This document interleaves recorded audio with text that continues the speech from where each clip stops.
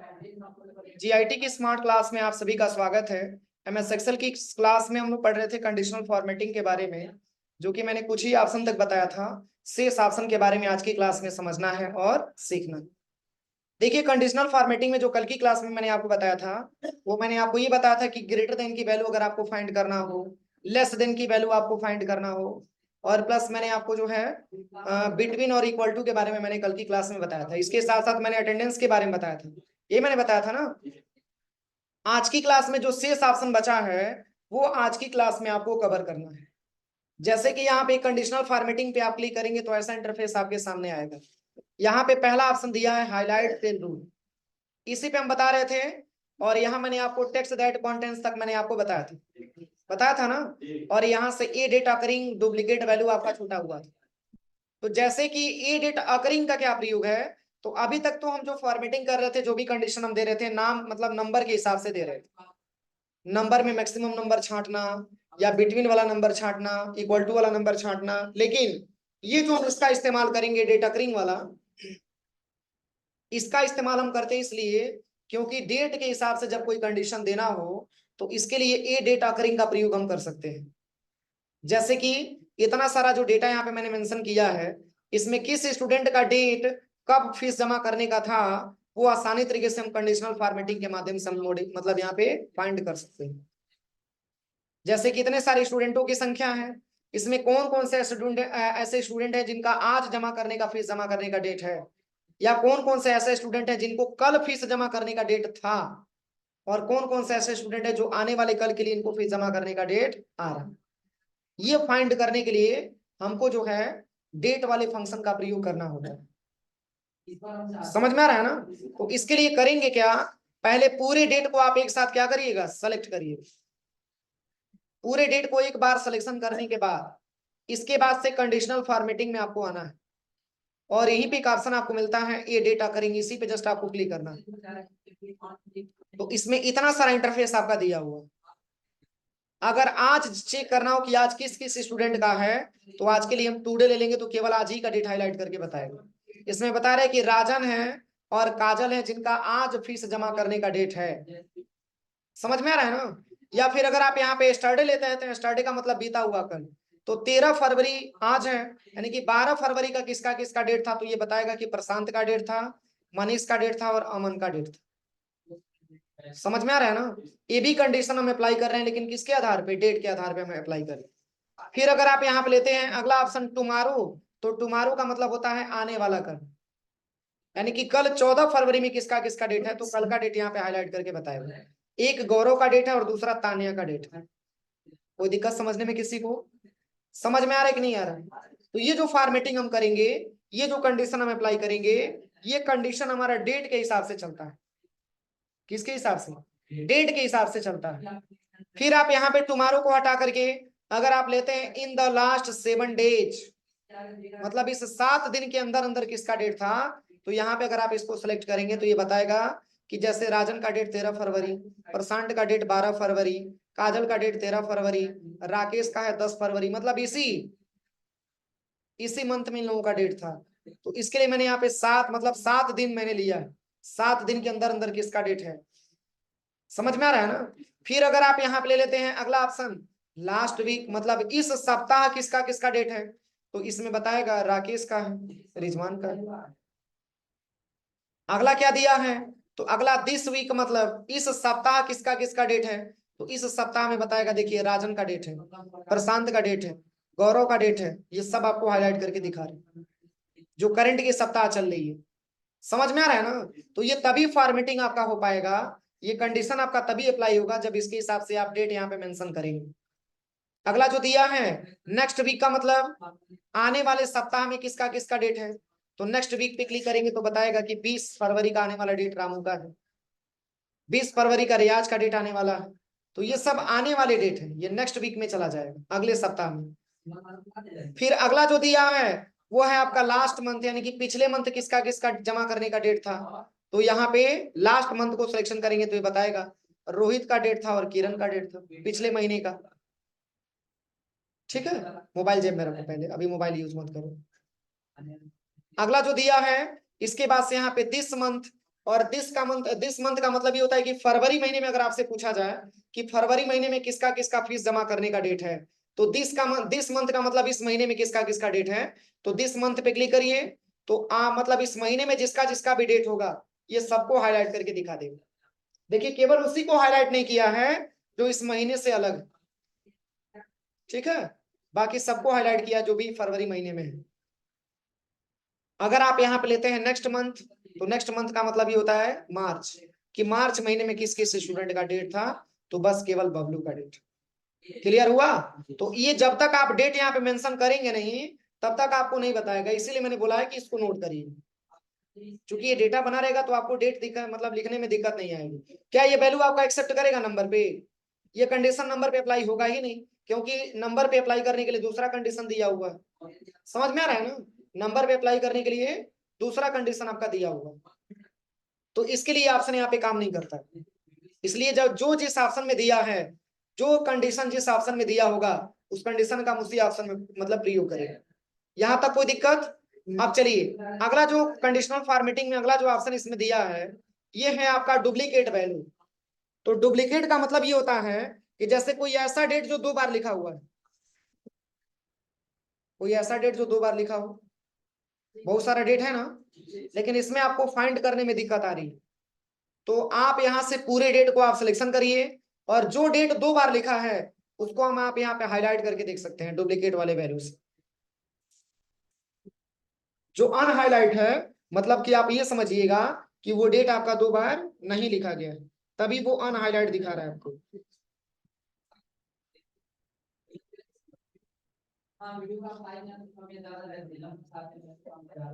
कोई दिक्कत? अब हम ये चाहते हैं कि जो भी डुप्लीकेट डेट है, जो डेट 2 बार 3 बार 4 बार एक ही डेट लिखा हुआ है, हम ये चाहते हैं कि उसको हम यूनिक बना दें।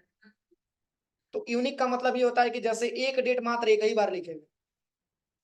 तो इसके लिए पहले तो आप कंडीशनल फॉर्मेटिंग में आइए और यहाँ पे डुप्लीकेट आपने फाइंड कर ही लिया, और यहाँ पर भी आप यूनिक चेक कर सकते हैं। तो यूनिक यूनिक कौन है? आप यूनिक आप निकालिए।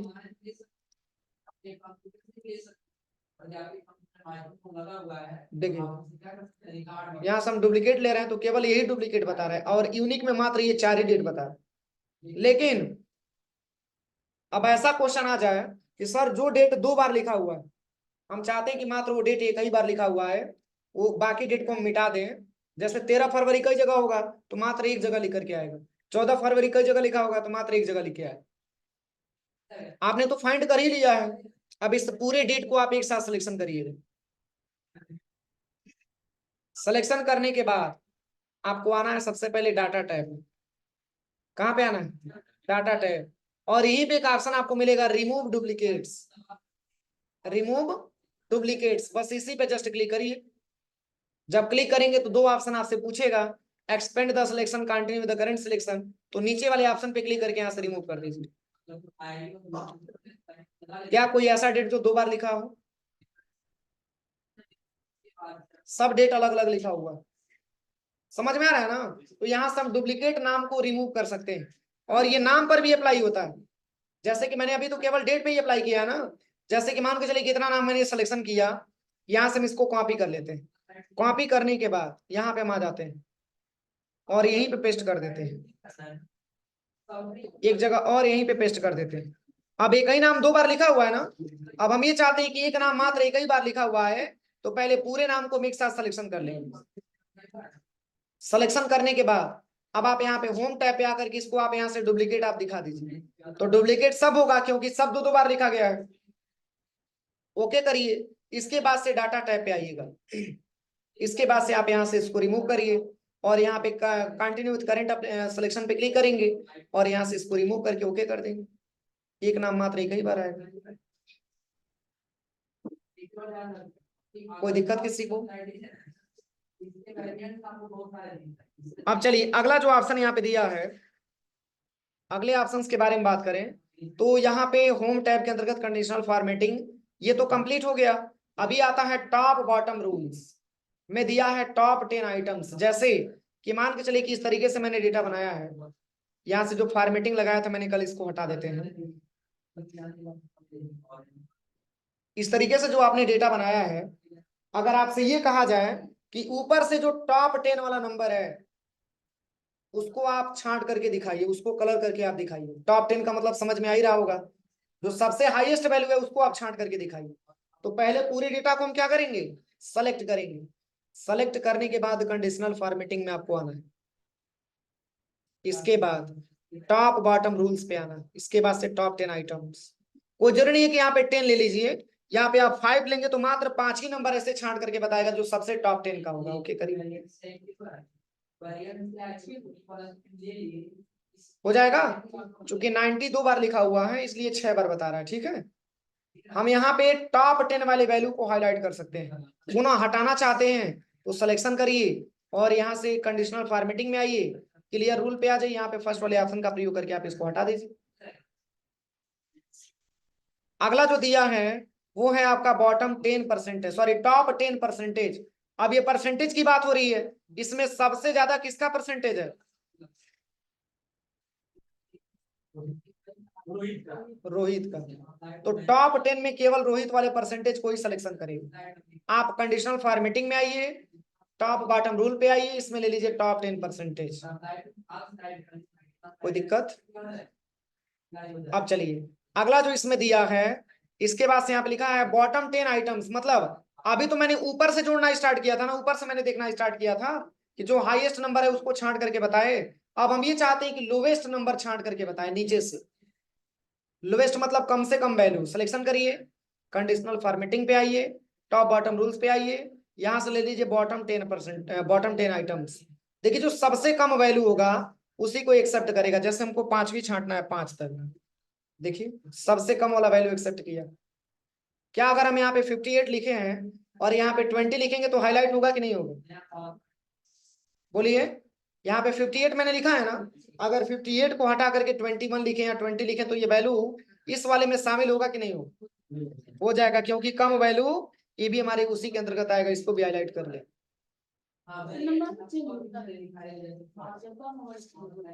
हो जाएगा ना। अब चलिए इसको हटाना है तो पुनः इन डेटा को सिलेक्शन करिए, कंडीशनल फॉर्मेटिंग से आकर के इसको आप यहाँ से हटा दीजिए। ये वैल्यू, चूंकि अगर आप यहाँ नंबर में कोई चेंजिंग करेंगे तो ये वैल्यू इसमें भी आपको चेंजिंग होता हुआ दिखाई देगा। अगर किसी स्टूडेंट का परसेंटेज आपको जहाँ पढ़ाना है तो ऐसा नहीं कि परसेंटेज आप लिख देंगे तो बढ़ जाएगा, नहीं, इसके लिए इसके नंबरों को बढ़ाना होगा। जैसे यहाँ पे 52 लिखा हुआ है, मैंने 80 भर दिया, तो इसका नंबर जब इंक्रीज होगा तो परसेंटेज ऑटोमेटिक बढ़ जाएगा। देखिए क्योंकि इसी से ये भी फार्मूले सारे के सारे जुड़े हुए हैं। अब चलिए अगला जो ऑप्शन दिया है यहाँ पे कंडीशनल फॉर्मेटिंग में, अगला जो ऑप्शन दे रहा है वो बॉटम 10%। मैंने अभी आपको बताया है। तो बॉटम का मतलब इसमें से कम परसेंटेज किसका है,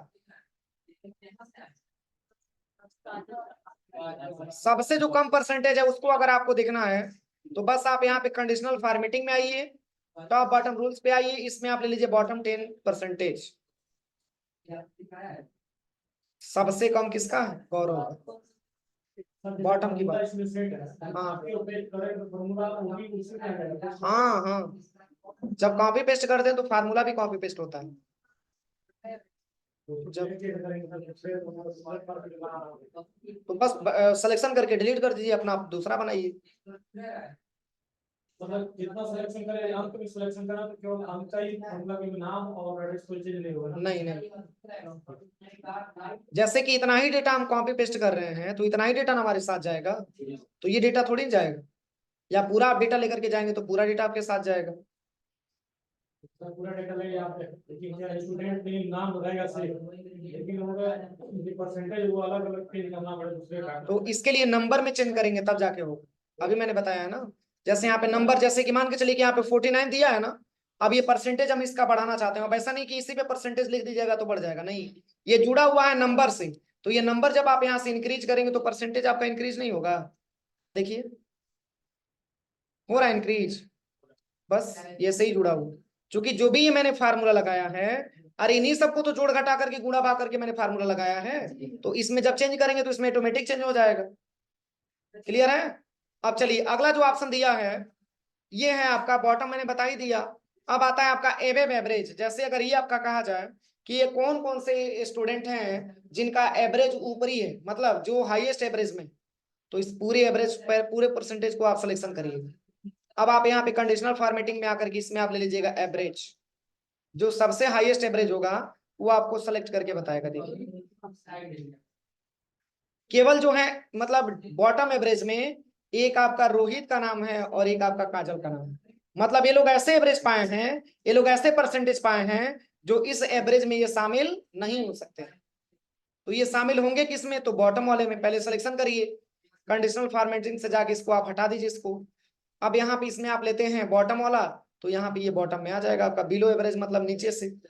देखिए इन दोनों वैल्यू को सिलेक्शन कर लिया, सबसे कम यही है ना, इसको हटाना है तो सिलेक्शन करिए और यहाँ से कंडीशनल फॉर्मेटिंग से जा करके आप यहाँ से इसको क्लियर कर दीजिए। कोई दिक्कत? अब चलिए अगला जो दिया है कंडीशनल फॉर्मेटिंग में, अगला जो दिया है डाटा बार। जैसे इसमें जो नंबर दिया है ये असेंडिंग नंबर है कि डिसेंडिंग नंबर है, कैसे क्रम में लिखा गया है? हाँ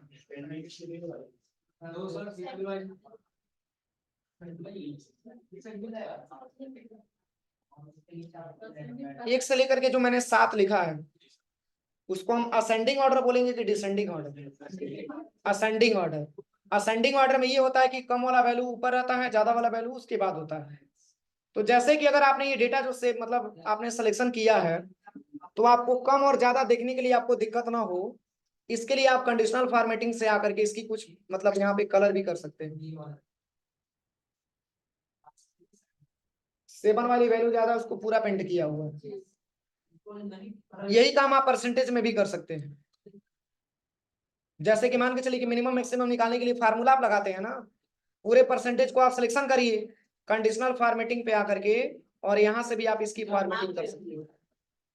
ये नाम पे कैसे काम करेगा मैं अभी बता रहा हूँ। मिनिमम मैक्सिमम निकालने के लिए इसका प्रयोग किया जाता है। नाम पे क्या समझेगा कि किसका बड़ा नाम है किसका छोटा नाम?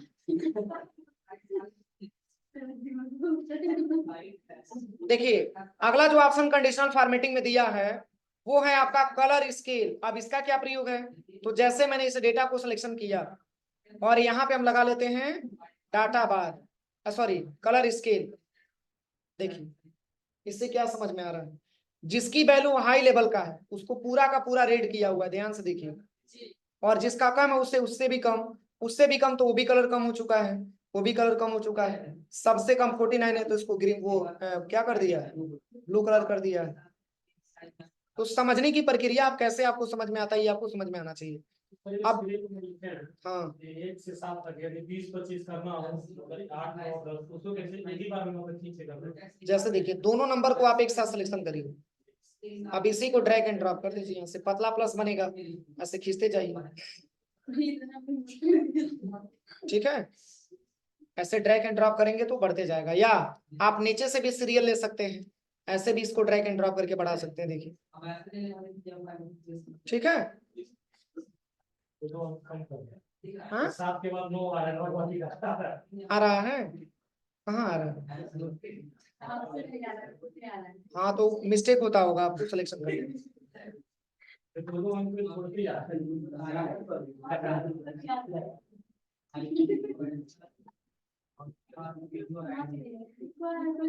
देखिए इसके बाद से क्या करिए, इस पूरे नंबर को आप सिलेक्शन करिएगा, और भी इसमें सिंबल दिया है। देखिए आप कंडीशनल फॉर्मेटिंग पे आइए और यहाँ पे आइकन सेट पे आइएगा। आप इसमें आइकन्स भी बहुत सारा लगा सकते हैं। देखिए इस आइकन के माध्यम से आप ये जांच कर सकते हैं कि किसकी वैल्यू ज्यादा और किसकी वैल्यू कम है। इसके साथ साथ आप इसमें नेटवर्क भी लगा सकते हैं, जिसकी जिसकी वैल्यू ज्यादा होगा उसका पूरा नेटवर्क दिखाएगा। देखिए हाँ हाँ इसको जूम कर दे रहे हैं, देखिए जिसकी वैल्यू ज्यादा उसका पूरा नेटवर्क दिखा रहा है, और जिसकी वैल्यू कम है उसका कम नेटवर्क दिखा रहा है। देखिए जैसे यहाँ पे एक ही पकड़ा हुआ है क्योंकि इसका नंबर 25 है, और इसको भी चेंज करेंगे, जैसे इस पे 89 लेंगे, जब 89 लेंगे तो इसको भी पूरा तरीके से नेटवर्क दिखा देगा। देखिए हो जाएगा ना। यही कंडीशनल फॉर्मेटिंग में आपको सीखना था, पूरा कर लीजिएगा प्रैक्टिकल, ठीक है।